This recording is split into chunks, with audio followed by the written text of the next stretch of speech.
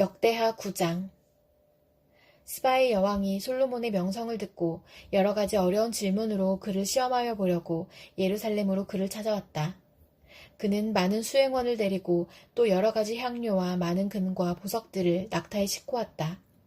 그는 솔로몬에게 이르자 마음속에 품고 있는 온갖 것들을 다 물어보았다. 솔로몬은 여왕이 묻는 모든 물음에 척척 대답하였다. 솔로몬이 몰라서 여왕에게 대답하지 못한 것은 하나도 없었다. 스바의 여왕은 솔로몬이 온갖 지혜를 갖추고 있는 것을 확인하고 그가 지은 궁전을 두루 살펴보고 또 왕의 상에 오른 요리와 신하들이 둘러앉은 모습과 그의 관리들이 일하는 모습과 그들이 입은 제복과 술잔을 받들어 올리는 시종들과 그들이 입은 제복과 주님의 성전에서 드리는 번제물을 보고 나서 넋을 잃었다. 여왕이 왕에게 말하였다.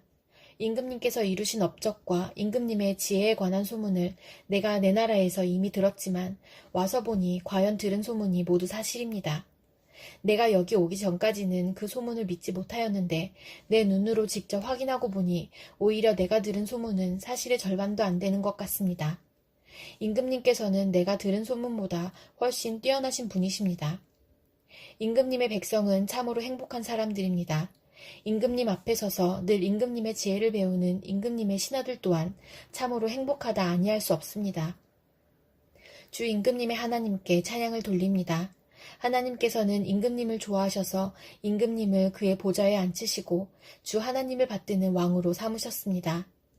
임금님의 하나님께서는 이스라엘을 사랑하셔서 그들을 영원히 굳게 세우시려고 임금님을 그들 위에 왕으로 세우시고 공평과 정의로 다스리게 하셨습니다. 그런 다음에 여왕은 금 120달란트와 아주 많은 향료와 보석을 왕에게 선사하였다. 솔로몬 왕은 스바의 여왕에게서 받은 만큼 그렇게 많은 향료를 다시는 어느 누구에게서도 더 받아본 일이 없다. 히람의 일꾼들과 솔로몬의 일꾼들도 오빌에서 금을 실어왔다. 그들은 백단목과 보석도 가져왔다. 왕은 이 백단목으로 주님의 성전과 왕궁의 계단을 만들고 합창 단원이 쓸 수금과 검은고를 만들었다. 이와 같은 백단목은 일찍이 유다 땅에서는 본 일이 없었다. 솔로몬 왕은 스바의 여왕이 가져온 것보다 더 많이 주었을 뿐만 아니라 여왕이 요구하는 대로 가지고 싶어하는 것은 모두 주었다. 여왕은 신하들과 함께 자기의 나라로 돌아갔다.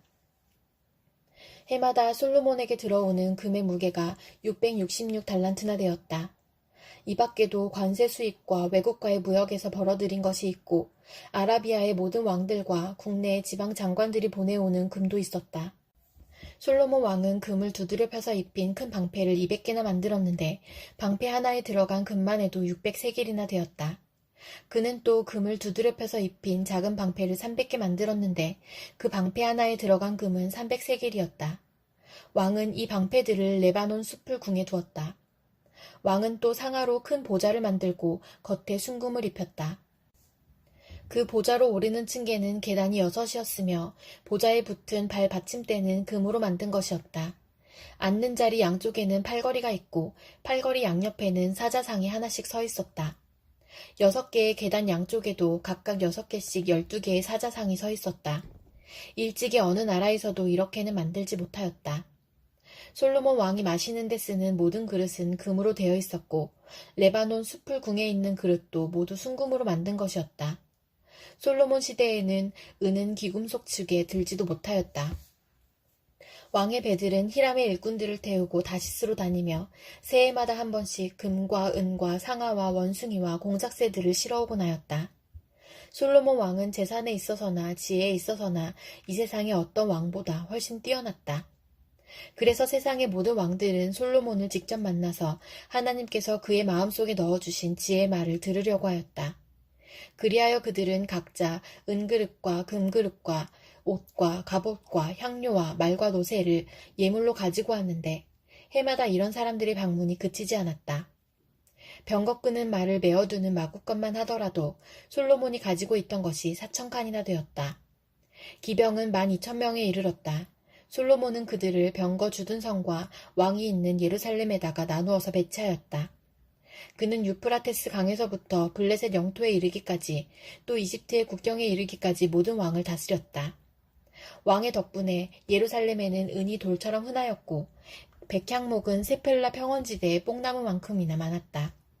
솔로몬은 이집트에서 그리고 다른 모든 나라에서 군마를 사들였다. 솔로몬의 나머지 행적은 처음부터 끝까지 나단 예언자의 역사책과 실로 사람 아이야의 예언서와 이도 선견자의 묵시록, 곧 이도가 느밧의 아들 여로보암에 대하여 쓴 책에 기록되어 있다. 솔로몬은 예루살렘에서 40해 동안 온 이스라엘을 다스렸다. 솔로몬은 죽어서 그의 아버지 다윗의 성에 묻혔다. 그의 아들 르호보암이 그의 뒤를 이어 왕이 되었다. 유다서 1장. 예수 그리스도의 종이요 야고보의 동생인 유다가 부르심을 받은 사람들, 곧 하나님 아버지께서 사랑하시고 예수 그리스도께서 지켜주시는 이들에게 이 편지를 씁니다. 자비와 평화와 사랑이 여러분에게 가득하기를 빕니다. 사랑하는 여러분, 나는 여러분에게 우리가 함께 가진 구원에 관해서 편지를 써보내려고 여러 가지로 애쓰고 있었습니다.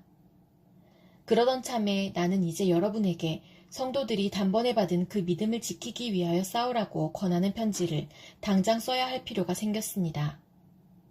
몇몇 사람이 몰래 숨어들었기 때문입니다.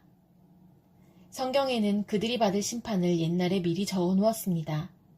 그들은 경건하지 못한 자들로서 우리 하나님의 은혜를 방종거리로 만들고 오직 한 분이신 지배자요 우리의 주님이신 예수 그리스도를 부인하는 자들입니다. 여러분이 이미 다 알겠지만 내가 다시 여러분의 기억을 일깨워 드리려는 것은 이것입니다. 주님께서는 백성을 이집트에서 한 번에 구원해내시고서 그 다음에는 믿지 않는 자들을 멸하셨습니다. 또 그는 자기들의 통치 영역에 머물지 않고 그 거처를 떠난 천사들을 그 큰 날의 심판에 붙이시려고 영원한 사슬로 매어서 어둠에 가두어 두셨습니다. 그리고 소돔과 고모라와 그 주위의 성들도 그들과 마찬가지로 음란한에 빠져서 딴 육체를 쫓았기 때문에 영원한 불의 형벌을 받아 사람들에게 본보기가 되었습니다. 마찬가지로 이 사람들도 꿈꾸면서 육체를 더럽히며 권위를 업신여기며 영광스러운 존재들을 모독하고 있습니다. 천사장 미가엘은 모세의 시체를 놓고 악마와 다투면서 논쟁을 할 때에 차마 모욕적인 말로 단죄하지 못하고 주님께서 너를 꾸짖으시기를 바란다 이렇게만 말하였습니다.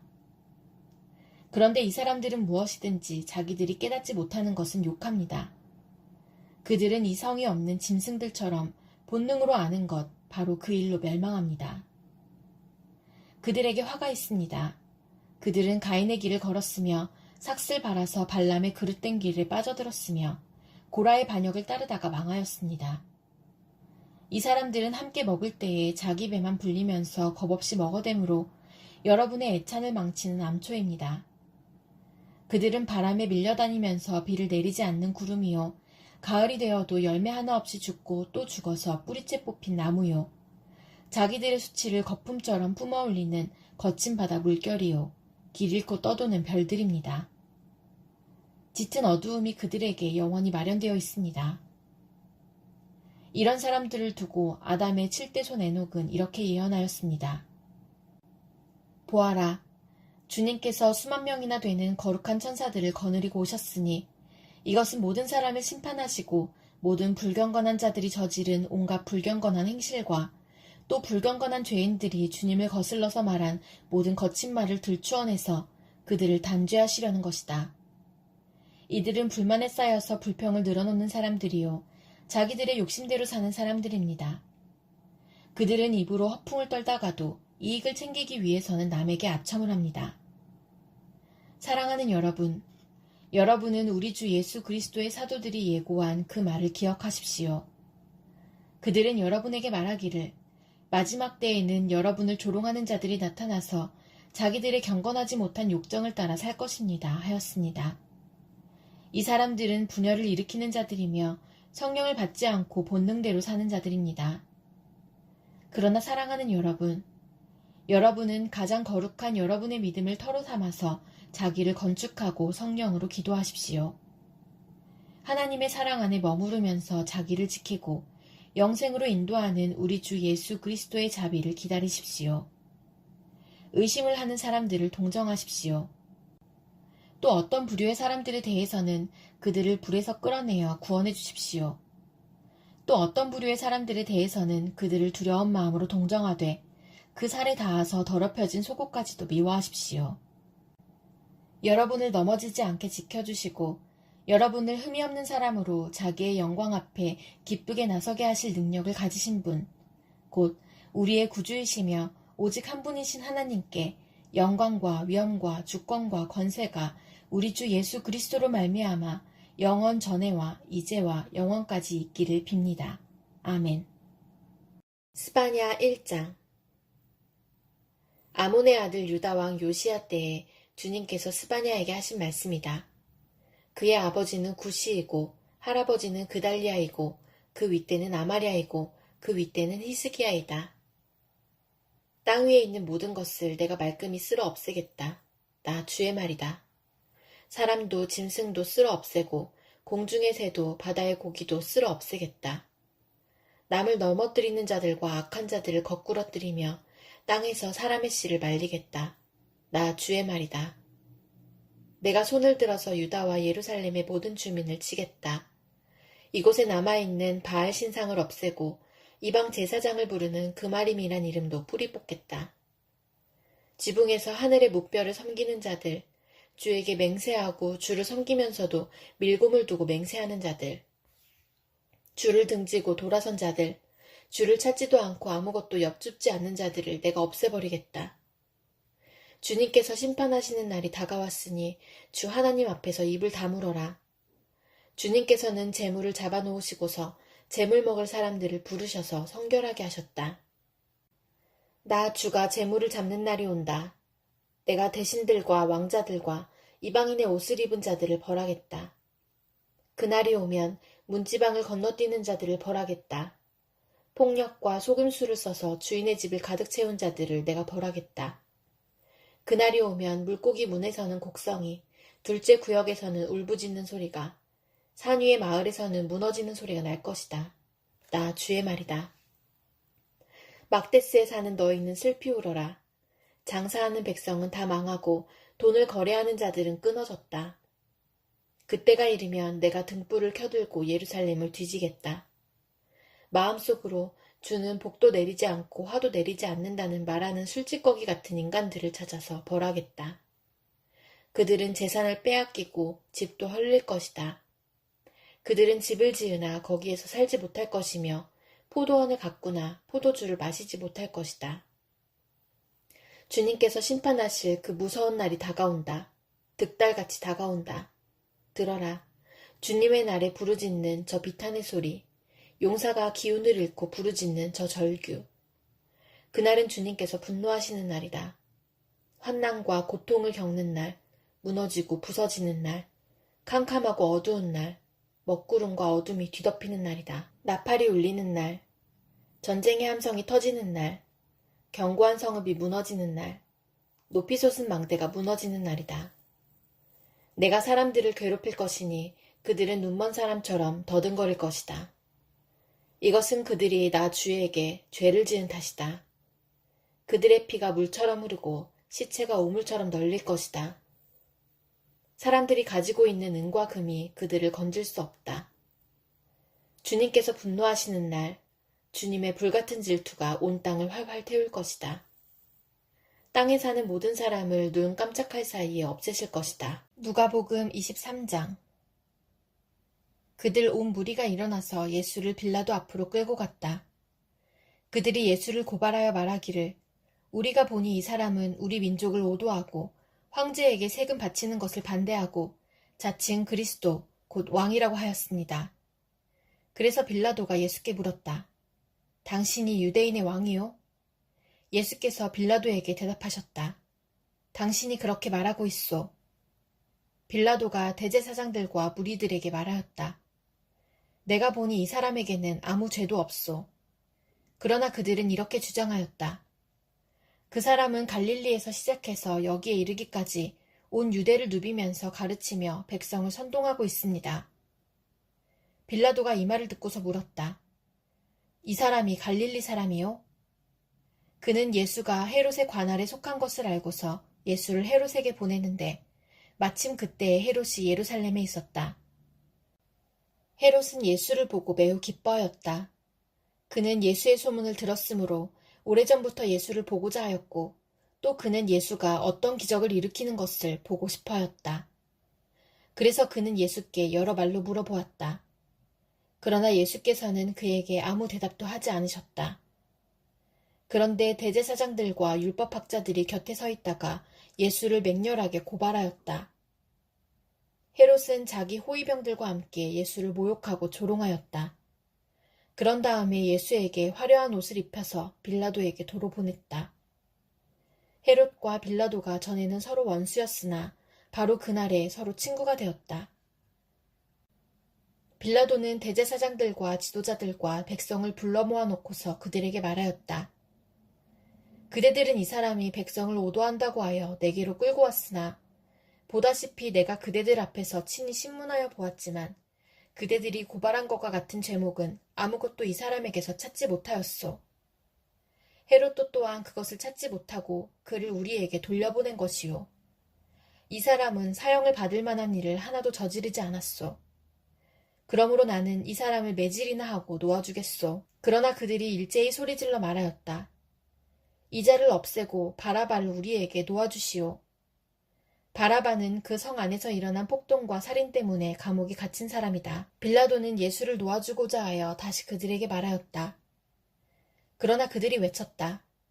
그 자를 십자가에 못 박으시오. 십자가에 못 박으시오. 빌라도가 세 번째 그들에게 말하였다. 도대체 이 사람이 무슨 나쁜 일을 하였단 말이오. 나는 그에게서 사형에 처할 아무런 죄를 찾지 못하였소. 그러므로 나는 그를 매질이나 해서 놓아줄까 하오. 그러나 그들은 마구 우기면서 예수를 십자가에 못 박으라고 큰 소리로 요구하였다. 그래서 그들의 소리가 이겼다. 마침내 빌라도는 그들의 요구대로 하기로 결정하였다. 그래서 그는 폭동과 살인 때문에 감옥에 갇힌 자는 그들이 요구하는 대로 놓아주고 예수는 그들의 뜻대로 하게 넘겨주었다. 그들이 예수를 끌고 가다가 들에서 오는 시몬이라는 한 구레네 사람을 붙들어서 그에게 십자가를 지우고 예수의 뒤를 따라가게 하였다. 백성들과 여자들이 큰 무리를 이루어서 예수를 따라가고 있었는데 여자들은 예수를 생각하며 가슴을 치고 통곡하였다. 예수께서 여자들을 돌아다 보시고 말씀하셨다. 예루살렘의 딸들아, 나를 두고 울지 말고 너희와 너희 자녀를 두고 울어라. 보아라, 아이를 베지 못하는 여자와 아이를 낳아보지 못한 태와 젖을 먹여보지 못한 가슴이 복되다 하고 사람들이 말할 날이 올 것이다. 그때의 사람들이 산에다 대고 우리 위에 무너져 내려라 하며 언덕에다 대고 우리를 덮어버려라 하고 말할 것이다. 나무가 푸른 계절에도 사람들이 이렇게 하거든 하물며 나무가 마른 계절에야 무슨 일이 벌어지겠느냐. 다른 죄수 두 사람도 예수와 함께 처형장으로 끌려왔다. 그들은 해골이라 하는 곳에 이르러서 거기서 예수를 십자가에 달고 그 죄수들도 그렇게 하였는데 한 사람은 그의 오른쪽에 한 사람은 그의 왼쪽에 달았다. 그때 예수께서 말씀하셨다. 아버지, 저 사람들을 용서하여 주십시오. 저 사람들은 자기네가 무슨 일을 하는지를 알지 못합니다. 그들은 제비를 뽑아서 예수의 옷을 나누어 가졌다. 백성은 서서 바라보고 있었고 지도자들은 비웃으며 말하였다. 이자가 남을 구원하였으니 정말 그가 택하심을 받은 분이라면 자기나 구원하라지. 병정들도 예수를 조롱하였는데 그들은 가까이 가서 그에게 신 포도주를 들이대면서 말하였다. 내가 유대인의 왕이라면 너나 구원하여 보아라. 예수의 머리 위에는 이는 유대인의 왕이다 이렇게 쓴 죄패가 붙어 있었다. 예수와 함께 달려있는 죄수 가운데 하나도 그를 모독하며 말하였다. 너는 그리스도가 아니냐? 너와 우리를 구원하여라. 그러나 다른 하나는 그를 꾸짖으며 말하였다. 똑같은 처형을 받고 있는 주제에 너는 하나님이 두렵지도 않으냐? 우리가 저지른 일 때문에 그에 마땅한 벌을 받고 있으니 당연하지만 이분은 아무것도 잘못한 일이 없다. 그리고 나서 그는 예수께 말하였다. 예수님, 주님이 주님의 나라에 들어가실 때에 나를 기억해 주십시오. 예수께서 그에게 말씀하셨다. 내가 진정으로 내게 말한다. 너는 오늘 나와 함께 낙원에 있을 것이다. 어느덧 낮 12시쯤 되었는데 어둠이 온 땅을 덮어서 오후 3시까지 계속되었다. 해는 빛을 잃고 성전의 휘장은 한가운데가 찢어졌다. 예수께서 큰 소리로 부르짖어 말씀하셨다. 아버지, 내 영혼을 아버지 손에 맡깁니다. 이 말씀을 하시고 그는 숨을 거두셨다. 그런데 백부장은 그 일어난 일을 보고 하나님께 영광을 돌리며 말하였다. 이 사람은 참으로 의로운 사람이었다. 구경하러 모여든 무리도 그 일어난 일을 보고 모두 가슴을 치면서 돌아갔다. 예수를 아는 사람들과 갈릴리에서부터 예수를 따라다닌 여자들은 다 멀찍이 서서 이 일을 지켜보았다. 요셉이라는 사람이 있었는데 그는 공의의 의원이고 착하고 의로운 사람이었다. 이 사람은 의회의 결정과 처사에 찬성하지 않았다. 그는 유대 사람의 고을 아리마대 출신으로 하나님의 나라를 기다리는 사람이었다. 이 사람이 빌라도에게 가서 예수의 시신을 내어달라고 청하였다. 그는 시신을 십자가에서 내려서 삼배로 싼 다음에 바위를 파서 만든 무덤에다가 모셨다. 그 무덤은 아직 아무도 묻힌 적이 없는 것이었다. 그날은 준비일이고 안식일이 시작될 무렵이었다. 갈릴리에서부터 예수를 따라다닌 여자들이 뒤따라가서 그 무덤을 보고 또 그의 시신이 어떻게 안장되었는지를 살펴보았다. 그리고 그들은 집에 돌아가서 향료와 향유를 마련하였다. 여인들은 계명대로 안식일에 쉬었다.